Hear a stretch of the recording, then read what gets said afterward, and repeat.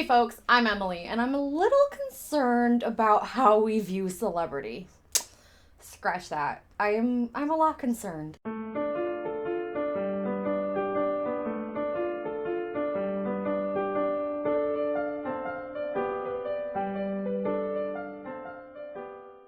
So I had other ideas for what video I wanted to do right out of the gate, but an issue was thrust into the zeitgeist that I had had my eyes on for a while, so I decided let's dive down into that rabbit hole, and here we are. I need you to answer questions. Just answer my questions for a second. If you saw a random woman on the street, would you yell at her from the car window? Would you harass her in public? Chappell Roan, the icon herself, is fed up. And rightfully so. Nobody, even if they know what being famous means, is prepared for that. That's not something you can prepare for. There's no way of knowing how to deal with any of this stuff. There's no training, there's no let me go to a school that's gonna teach me how to be famous. How recently will depend on how fast I can get this video out, but recently at the time of writing, Khadijah and Bo put out a video on the link between parasocial relationships and borderline personality disorder. BPD is something they have been very open about struggling with themselves, and I highly recommend checking out their video. I'm not doing it justice. Their video made me reflect on how celebrity works. From the folk hero of old to the megastar who may occasionally like our comments on their social media posts. So we're going to break this down into sections like an academic paper, but with language folks actually use, because that's kind of my whole thing here. 1. How did we get here? 2. The fan perspective. 3. The toll on the icon. And 4. What do we do with this information? So, without further ado, how did we get here? John Brown's body lies a moldering in the grave. His soul goes marching on. Well, we've always been here. We have ballads and stories and illustrations ranging from Gilgamesh and Paul Bunyan to Wild Bill Hickok and Che Guevara. In short, fictional folks who are widely accepted to be good with an undercurrent of some not so good stuff, and very real folks who did a lot of bad with an undercurrent of, hey, that was kind of cool. And all kinds of combinations in between. There seems to be an innate desperation in humans to look towards those who can rise above it all, who can do the things we think we cannot do. And that's fine. We need to be able to look towards others to know where to go next, to establish our hopes and dreams, to feel empowered, to do better than the efforts of the previous generations. Growing up in Catholic school, many of us femme folks had a fascination with Joan of Arc, which is its own whole other basket of snakes, but the point remains. Folk heroes in particular tend to be wrapped up in tales of violence, sacrifice, and otherworldly phenomenon, with those who look to them seeing something of themselves in that figure, a shared rebellion or goal. My peers and I very well could have been looking to Joan of Arc for wildly different reasons, but I'll never know that because it was never discussed.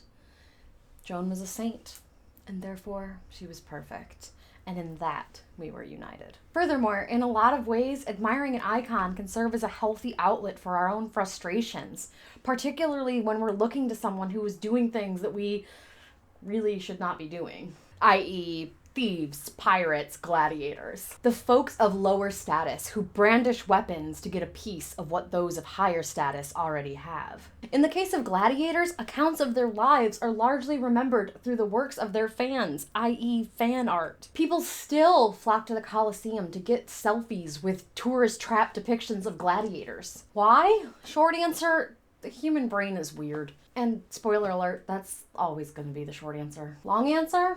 Well, what do gladiators and their battles represent for us? Opportunity for the little guy, even if it's absurd, even if the cards are stacked entirely against us. What if we could overcome it all? What if we could be the hero? Folk heroes often allow for the fantasy of what life could be like if someone could rise up to knock those on top down a peg, to challenge societal norms, to speak up for the rest of us. Rarely are those fantasies played out fully in our minds, or we would see them for the harsh realities they actually are. Gilgamesh is an asshat. Paul Bunyan is a thinly veiled way to justify deforestation. And Hickok and Guevara, they committed all kinds of heinous acts, but they were held up and memorialized as figureheads for movements that they themselves were not always consistent about upholding. There's a catharsis in these tales for those of us who can remain separate from the narrative, who recognize their way is not our way. But, unfortunately, we all know too well what happens to those who tie their identities to these heroes. But I won't get into that here. There are a plethora of articles, videos, and books on what happens to individuals who tie their identity too closely with folk heroes.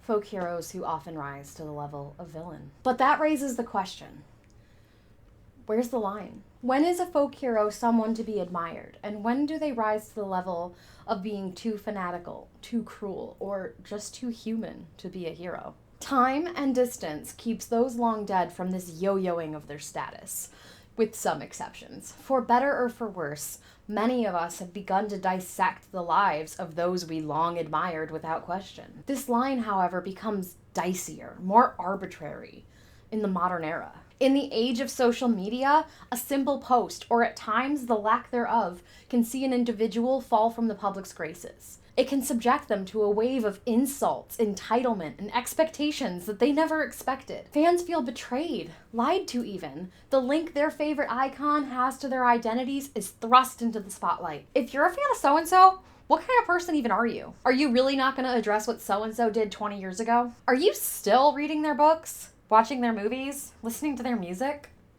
Why?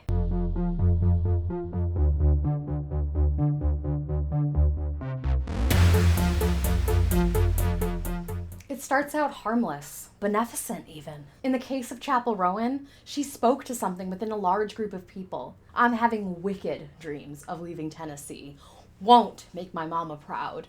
Gonna cause a scene. The predominant puritanical culture here in the States has led many on a similar path. Chappell's lyrics, particularly in that song, speak to a deep-seated pain, a repressed version of ourselves. Chappell's meteoric rise to fame therefore makes sense.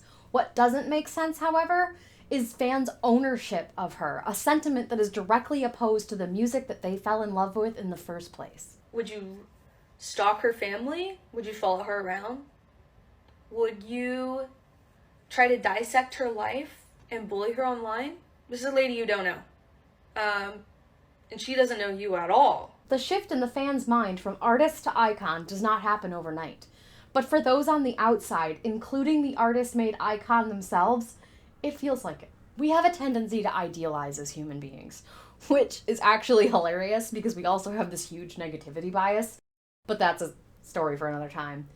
Although it does come into play with celebrity, i.e., aren't you afraid your faves are eventually going to be revealed to be horrible? The American Psychological Association defines idealization in two ways. 1, the exaggeration of the positive attributes and minimization of the imperfections or failings associated with a person, place, thing, or situation so that it is viewed as perfect or nearly perfect. And 2, in psychoanalytic theory, a defense mechanism that protects the individual from conscious feelings of ambivalence towards the idealized object.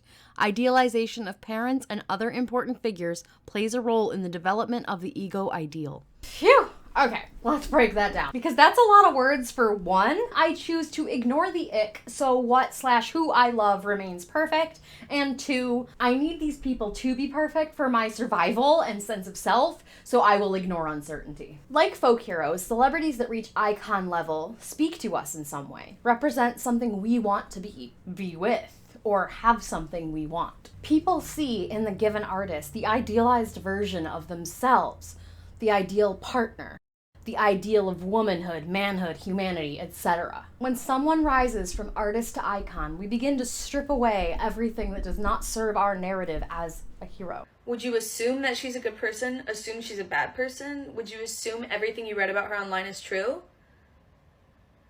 I'm a random bitch. You're a random bitch. Just think about that for a second, okay? Our terminology even begins to shift. What started out as, oh, I love this song, becomes, she is a literal goddess. Once the celebrity has done something that conflicts too strongly with our idealized version of them, another shift happens. The language then becomes degrading and soaked in evidence of the felt betrayal. They're literally trash. I can't believe I ever liked them. We don't want those we look up to be bad. But the traits we admired in those people are traits we already possessed. Perhaps ones we ignored or felt weren't there. There's a special place where boys and girls can all be queens every single day. Me quoting Chappell Roan should not be an indication that she is a good or a bad person, because I can't know that. That's kind of the whole point I'm getting at here. Yeah, I think she's rad, but I have no idea what she actually values, what she's like on a given Tuesday night when no one's watching.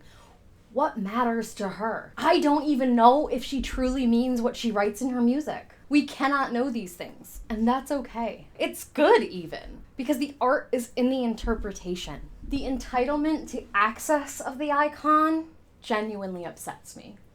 And it's not a new phenomenon. This entitlement to access is what keeps folks afraid to be public. I remember being on Tumblr back in the day, and some of what fans would say about their idealized person was truly unhinged, and it made me genuinely uncomfortable. I remember being part of fandoms and then scrolling too deep only to see the most unhinged sexualized statements I've ever read.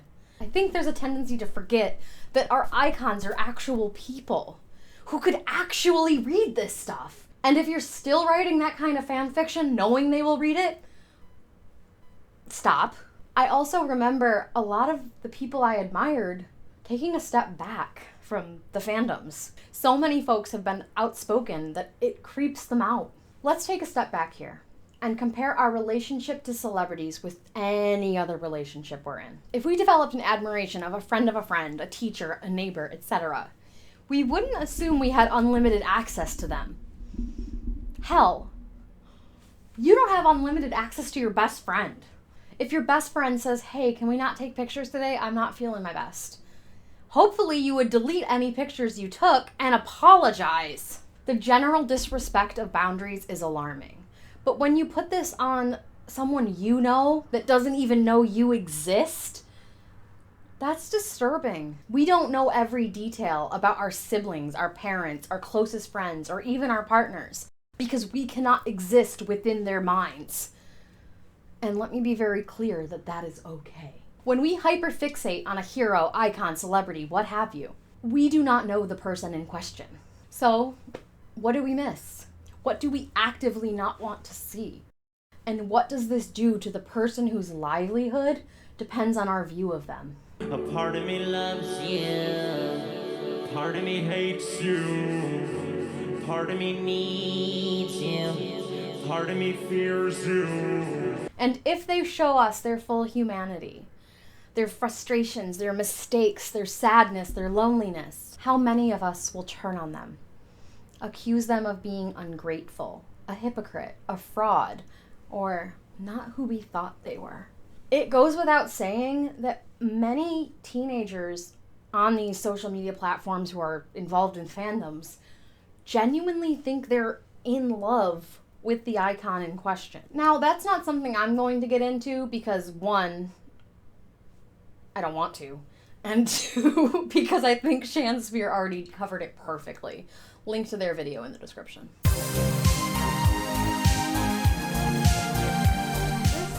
This section will likely be more rambly than others because I'm about to get a little existential up in here. But hopefully you'll stick with me. Imagine for a moment, you do something outstanding in your career, or you say something funny or relatable online, or you're just really attractive, and suddenly it begins to become your whole identity, what you're known for, what's expected of you, your brand. Many celebrities have spoken about how much pressure this is, how it causes pain, and a genuine conflict between who they are and who their audiences think they are. Not even who they are, what they are. Bo Burnham has been very outspoken about the role parasocial relationships have played for him throughout his career. The truth is my biggest problem's you. I want to please you, but I want to stay true to myself. The pressures of fame, or really popularity in general, have been a focal point for me since I was a kid. No, really. Being the bookish kid with perpetual counselor face, my peers confided in me, shared their struggles. I learned that the prettiest, most popular people I'd put on a pedestal That was more alliteration than I had planned. Their struggles were as deeply ingrained as my own. Just as existentially confusing. I think it's really important for people to see how words actually affect people. And I know everyone says, like, you can't read things and you shouldn't read things, but, like, I'm a person. So when others scoff at the struggles of celebrities, I'm torn. There's that punk-esque part of me that's like, yeah, eat the rich. But if I'm being truly honest, what I see is their humanity. Their inner child desperate for attention and the struggles of the spotlight. Come and watch the skinny kid with a steadily declining mental health and laugh as he attempts to give you what he cannot give himself. If for some reason I ever became known or recognized in some small way, I would still be exactly who I am. I would have the same history, the same family, the same values, the same insecurities. And I imagine you would too. Are you familiar with the concept of the scapegoat or the golden child? These concepts are discussed typically in the context of abusive households and narcissistic parents. Now, I have my concerns about how much emphasis we put on narcissism, but we'll get to that some other time. Anyway, my point here is that the hero, icon, celebrity, what have you, can ultimately be both at the same time, or from one moment to the other make the shift between them. And both of these roles come with immense pain. The golden child must live up to the expectations of the parents, or in our case today, the audience, in order to maintain their position as the good one, or to be perfect. Whereas the scapegoat, they can do nothing right.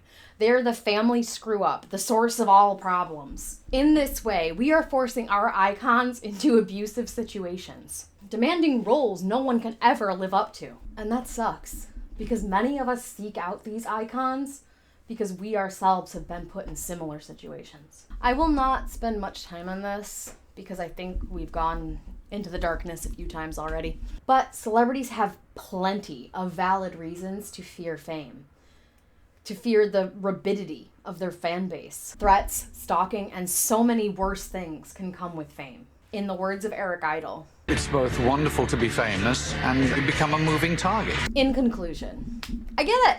I really do. I myself have a handful of folks I look to for inspiration. More like a bushelful, but that doesn't sound right. Like many of you, I have always loved art. So the transition from loving art to the artist is an easy one. Our brains are not meant to know people, but not know people. We are meant to connect with others. We are driven to form social groups with people whose interests and value system align with our own. There is no problem developing parasocial relationships when we are mindful that that is all they are. For many of us, those we form parasocial relationships with can feel like friends when we don't have any around us. Growing up, I had my walls entirely covered with posters of people I have never met and probably will never meet. The sheer idea that these people could be my friends, that they could think that I was cool, it got me through some rougher times. But, like Khadijah said in their video, you are not the first or only to feel that way. So, telling your favorite celebrity how much they changed your life, while I'm sure true on so many levels, it has to be exhausting. It is not something they are necessarily prepared to hear. I also have to push back on the idea that the celebrity changed your life. Because, they don't get credit for that. You did that. I'm talking to little me as much as I am all of you in this. We knew what we needed, and we gave it to ourselves. We sought it out, even if it was in a roundabout, clunky way. And in that way, you are what you love. Not who loves you. If you're still here, thank you for sticking with me. It truly means the world. This video literally took me over 4 years to put together. No, I'm not kidding. There is a draft on my computer of a script from right before lockdown. This one is better written, luckily. So, if this still sucks, be glad I didn't subject you to that. But with that said, if there's something you're unsure about trying, a dream that you've shelved that might need to come back out, do it. Just do it because you wanted to. So, okay, be kind to yourselves, and I'll see you in the next one.